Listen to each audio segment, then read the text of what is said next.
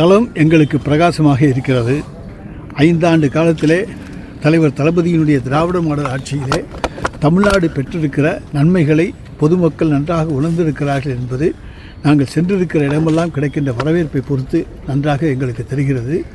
எனவே இந்த ஆட்சியின் மீது எந்த விதமான ஆன்டி இன்கம்பன்சி எதுவுமே கிடையாது, வெறுப்பே கிடையாத ஒரு ஆட்சி.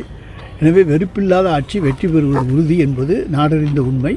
எனவே அந்த வகையிலேயும் எங்களுடைய தலைவர் தளபதியினுடைய சாதனைகளும் நிச்சயமான வெற்றியை எங்களுக்கு தரும். எதிர்க்கட்சிகள் பல்வேறு விமர்சனங்களை முன்வைக்கிறாங்க, அதெல்லாம் எப்படி நம்ம சமாளிக்க போகிறோம்? எதிர்க்கட்சிகளுடைய விமர்சனங்கள் எல்லாம் புஸ்வானங்கள், அது எல்லா மக்களுக்கும் தெரியும். தேர்தலுக்காக மக்கள்கிட்ட இன்றைக்கு அவர்கள் நடித்து கொண்டிருக்கிறார்கள், சிறந்த நடிகர்கள். அந்த நடிகர்களுடைய நடிப்பு திறமைக்கு வாழ்த்துக்கள். சார், எடப்பாடி பழனிசாமி ஒரு நாளைக்கு நம்ம பிரச்சாரம் பண்ணும்போது முன்னாள் முதலமைச்சர் கலைஞர் பற்றி கலந்தாழ்ந்து விமர்சனம் பண்ணுறது அவர் குற்றச்சாட்டு இருந்திருக்கு. வந்து சார், அவர் முதலமைச்சராக இருந்தபோது நடந்ததா? நீங்கள் சொல்கிற குற்றச்சாட்டு அவர் முதலமைச்சராக இருந்தபோது நடந்ததா? இல்லை, இப்போ விமர்சனம் பண்ணியிருக்காரு. என்ன கலைஞரை இப்போ அந்த ஆடியோ ரிலீஸில் கலைஞர் வீட்டு சிறையில் வச்சது ஆட்சி மீண்டும் இல்லை, அந்த ஆடியோ அதிமுக ஆட்சியில் தானேங்க இறந்தார். அப்போ யாருங்க முதலமைச்சர்? எடப்பாடி பழனிசாமி முதலமைச்சர். அப்போ அவருக்கு ஆளை தெரியல. ஆளை தெரிஞ்சிருந்தால் அன்றைக்கி அந்த இதெல்லாம் சொல்லியிருக்கலாம்ல. இன்றைக்கு 6 ஆண்டுகளுக்கு பிறகு புத்தனுக்கு ஞானோதயம் வந்தது போல் இன்றைக்கு எடப்பாடிக்கு ஒரு ஞானோதயம் வந்திருக்கிறது. தலைவர் கலைஞரை வீட்டு சிறையில் வைக்கக்கூடிய தைரியம் எந்த தமிழனுக்கும் கிடையாது, எந்த திராவிட முன்னேற்றக் கழகத்துக்காரனும் கிடையாது, எந்த எதிர்க்கட்சிக்காரனுக்கும் கிடையாது. சிறைகளை கண்டு அஞ்சாத சிங்கம் அந்த தலைவர் கலைஞர் என்பதை பாளையங்கோட்டை தனிச்சிறையிலே இருந்து இன்றைக்கு வெளியே வந்தவர் என்பது நாடறிந்த உண்மை.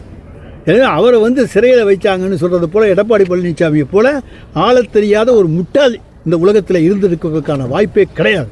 ஆட்சி திறமை அற்றவர் என்பதை அவர் நிரூபித்திருக்கிறார். எனவே அவர் கையில் தான் அன்றைக்கி போலீஸ் இலாக்கா எல்லாம் இருந்துச்சு. அப்படி இருந்தால் உடனே அன்றைக்கே பப்ளிசிட்டி பண்ணியிருக்கலாமே. நான் அத்தனை பேரும் போய் கலைஞரை பார்த்து வருகிறார்கள், எதிர்க்கட்சி தலைவர்கள் பார்த்து வருகிறார்கள், டெல்லியிலேருந்து வருகிறவர்கள் பார்க்கிறார்கள். எல்லோரும் பார்க்கக்கூடிய தலைவராக கலைஞர் இருக்கிற பொழுது அவரை யார் வீட்டு சிறையில் வைக்க முடியும்? வைக்க வேண்டிய அவசியம் என்ன இருக்கிறது? இதெல்லாம் எடப்பாடி பழனிசாமி இன்றைக்கி தேர்தலுக்காக புழுகிற புழு. இதையெல்லாம் மக்கள் நம்ப மாட்டார்கள். ஆனால் அவரை பற்றி ஒன்று புரிந்து கொள்வார்கள். அவர் சொல்லுகிற பொய்யிலே இருந்தே அவர் ஆளுகிற தன்மையை இழந்து விட்டார். ஆட்சி அதிகாரம் அவரிடத்திலே போனால் டிவியில் பார்த்து தெரிந்து கொண்டேன் என்று சொன்ன செய்திகளைப் போல இன்றைக்கு செய்திகளை எல்லாம் அவர் பரப்புவார். மோடி, அமித்ஷா, அடுத்தடுத்து பாஜகவுடைய பல்வேறு மாநில முதலமைச்சர்கள்லாம் பிரச்சாரத்துக்கு வர சொல்கிறாங்க. அது எப்படி? அந்த பிரச்சாரங்களெல்லாம் எங்களாலே சுலபமாக எதிர்கொள்ள முடியும். அவங்க டெல்லியில் தமிழ்நாட்டுக்கு என்ன செஞ்சுருக்கோம், தமிழ்நாடு எவ்வளவு ரூபா பணம் வரி கட்டியிருக்கு, அதுக்கு எவ்வளவு திருப்பி கொடுத்தோம்னு யாராவது சொல்ல முடியுமா? 1 ரூபா கொடுத்தா 29 பைசா திருப்பி கொடுத்துட்டு தமிழ்நாட்டுக்கு வர்றாங்க. உத்தரப்பிரதேசத்துக்கு 1 ரூபா கொடுத்தா 2.25 ரூபா கொடுக்குறாங்க. மத்திய பிரதேசத்துக்கு 1 ரூபா கொடுத்தா 1.25 ரூபா கொடுக்குறாங்க. இப்படி பல மாநிலங்களுக்கு கொடுப்பதை விட அதிகம் கொடுத்து விட்டு நம்மிடமிருந்து 1 ரூபாயை வாங்கி கொண்டு 29 பைசா தந்து விட்டு இங்கே எந்த முகத்தோடு வருகிறார்கள் அவர்கள்?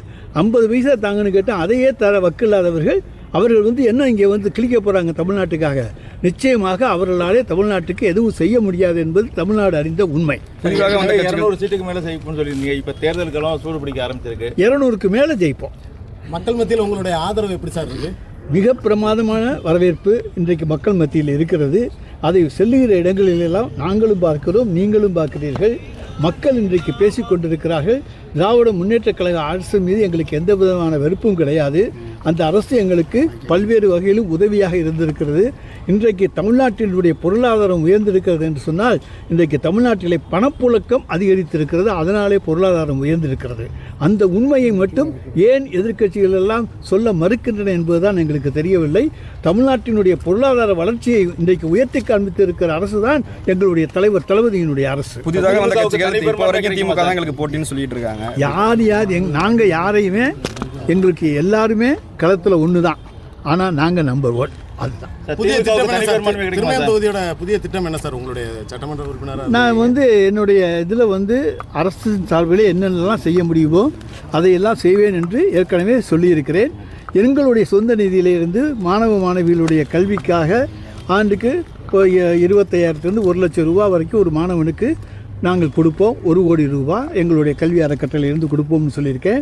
அதே போல் கழகத் தோழர்கள், அதே போல் கூட்டணி கட்சியைச் சேர்ந்தவர்கள் இவர்களுடைய திருமண உதவியாக 25,000 ரூபாய் குறைந்தபட்சம் ஒரு 100லிருந்து 200 குடும்பங்களுக்கு ஆண்டுதோறும் கொடுப்போம் என்று சொல்லியிருக்கின்றேன். அதேபோல் முதியோர் இல்லம் கட்டித்தருவோம், மாணவியர் விடுதி கட்டித்தருவோம் போன்ற வாக்குறுதிகள் எல்லாம் தந்திருக்கின்றேன். எங்களுடைய மருத்துவ ஆம்புலன்ஸ், அதாவது மருத்துவ சேவை இப்பொழுது தொடர்ந்து நடைபெற்றது. இப்போ தேர்தலுக்காக நடத்தலை. அதில் ஒரு டாக்டர் 2 நர்ஸு போட்டு கிராமந்தோறும் வருஷத்தில் 365 நாளும் அவங்க போய் ஏழை எளிய மக்களுக்கு தேவையான வைத்திய உதவிகளை செய்து தருவார்கள். தேவைப்படுகிற வைத்திய உதவிகளை இலவசமாக எங்களுடைய மருத்துவமனையில் யார் வந்தாலும் திருமயம் தொகுதி மக்களுக்கு செய்து கொடுப்போம். இல்லை வாங்கி அதுக்கு திமுகவுக்கு தனி பெரும்பான்மை கிடைக்குமா சார்?